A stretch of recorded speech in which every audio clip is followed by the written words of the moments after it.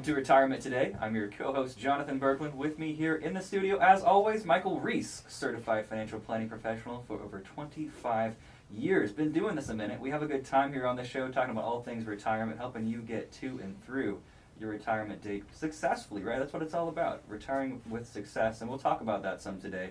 Maybe some of these storm clouds on the horizon have you a little bit anxious, but not to fear. There are things you can do. That's right. And by the way, I think about retirement as it should be a happy time. That's right. Positive. Retirement should be a happy time. I mean, if you think about it, here you are, you're working 20, 30, 40 years, sometimes more. Yeah, right. Yeah. You know, a lot of people there, hey, I'm retiring at 65. I've been working since I've been 15 years old. That's 50 years of working. And during all those years, what are you doing? You're working hard. You're saving a little money, saving a little more, saving a little more. And hopefully, the reason you're saving is so that hopefully somewhere down the road, someday down the road, you can retire and let your money work for you instead of the other way around. Well said, yes. And we want you to be happy. And in order to be happy, well, you have to retire right. And what does that mean? You have to, RIGHT is an acronym. You need to manage your risk, your income, your growth of your money, healthcare, and taxes.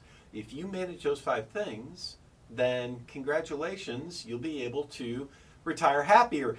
I guess since this is a financial show, the compliance people would want me to say, you have the opportunity. That's right. No guarantees. To retire happy. But yes, if you follow those steps, though, you have a lot more confidence, right, in the ability to do so. That's right. So here we go. Tonight, I've got some things I want to talk about tonight. So I'm going to start with a little story. Right? All right. You ready about this? Okay, so remember the good old days. Remember the good old days. These would have been, I don't know, maybe a year ago. Taking us way back. Way back.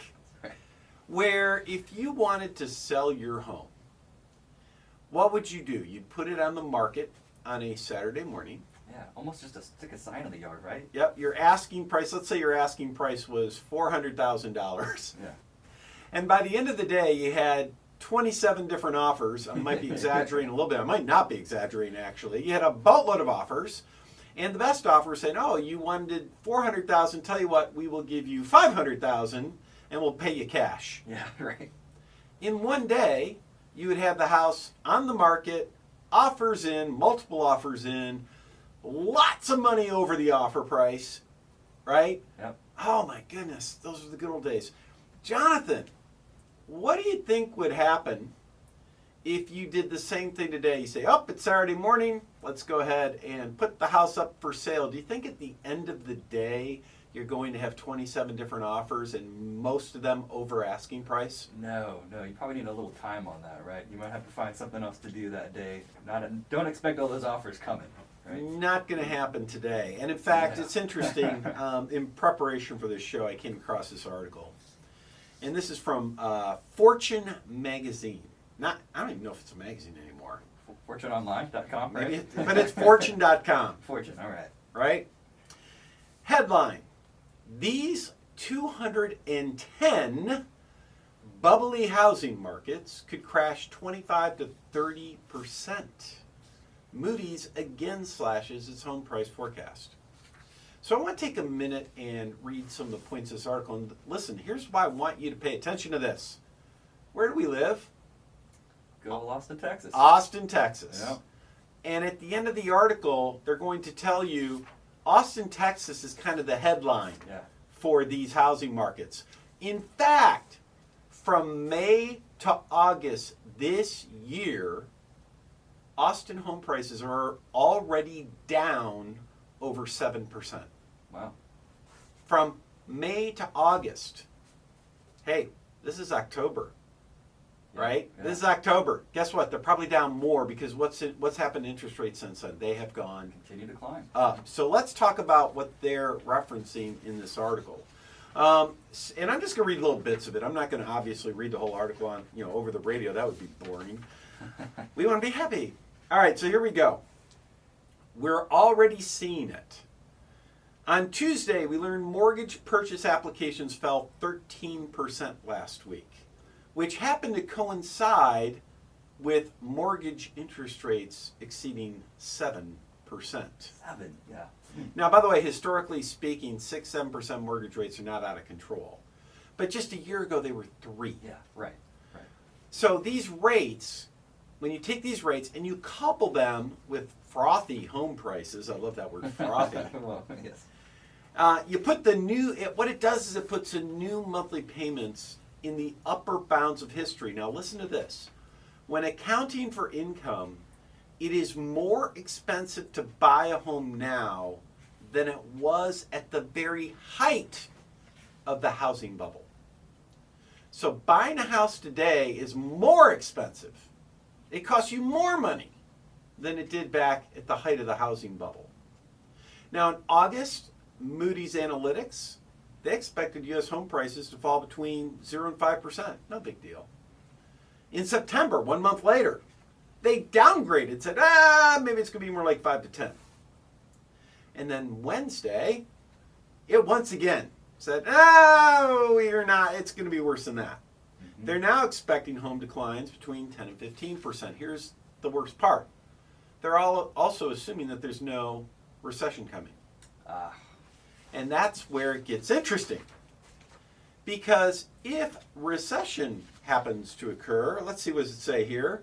If a recession hits, Moody's now says, we expect home prices to decline anywhere from 25 to 30%, even more in the hot markets, Austin being one of the hottest in the country. Wow. So there you go. We've got this article saying, hey guys, housing prices, we've had all these good times. Austin's a booming market. I mean, Austin, also known as Silicon Valley East, yes. California East, That's because right. all these Californians move here. Everybody's coming. The housing prices have been just shooting up. And one of the biggest mistakes that we make is we think, they've been going up for the past several years. Well, obviously, housing's a good investment. It's just going to keep going up forever. Right. Does anything go up forever? No, it doesn't really work that way. No. Usually it's cyclical in some way, right? No, everything is cyclical. Housing does not go up forever. I remember this conversation I had. This was like, you were on the Zoom with us. It was like a week or two ago. Yeah. Where we're talking to one of our clients, and he's like, I'm thinking about buying another house. Right. For rental purposes. I'm like, okay, great. Tell me more. Well, we found housing to be a great investment. And he started going over why it's a great investment. And you know what we learned? The reason it's a great investment is he never looks at the value of the house. He Yes. never, if you look at your stock market accounts, you get statements every month. Yeah. You can look at it 24/7. You see it go up, you see it go down. And like, holy cow, there's a lot of risk here. Mm-hmm. There's the same amount of risk in the housing market. You just don't value it every day. Right, yeah. Right? Exactly. You just don't value it so if you don't value it, you don't see it. And so, when he values, I asked him, I said, okay, let me ask you this. You've got $700,000 in rental home values right now. If you were to sell it a year ago, how much could you sold them for? And honestly, probably would have been like $850 or something, right? Yeah. I said, and and I talked about what we did at the beginning of the show. A year ago, if you put that house, those rental homes on the market, how long before you have multiple offers, most of which are over asking price? Same day. Same day. Yep. What if you did that today? And that's when the light bulb kind of popped off in his mind. He's like, oh yeah. Mm-hmm. A year ago, I could have sold these things for maybe $850. Today, I'd be lucky to get $700. Yeah. Probably more like $6 something. Mm-hmm. So guess what? You lost 150 grand or better in the housing values that you own. You lost 150 grand this year. But we don't think about that with real estate. Yeah, it doesn't get that monthly statement. Yeah. So I guess the point I'm getting to is the housing market's going south here. I mean, the impact of rising interest rates means mortgage rates are rising. It means that it's more expensive to buy a house. It's harder to buy a house. Our buyers are just evaporating, like Lake Travis is. Yes. Think about it, like Lake Travis. It's gone real low, so is the buying pool. Yep. And people are starting to have to reduce their prices when they sell.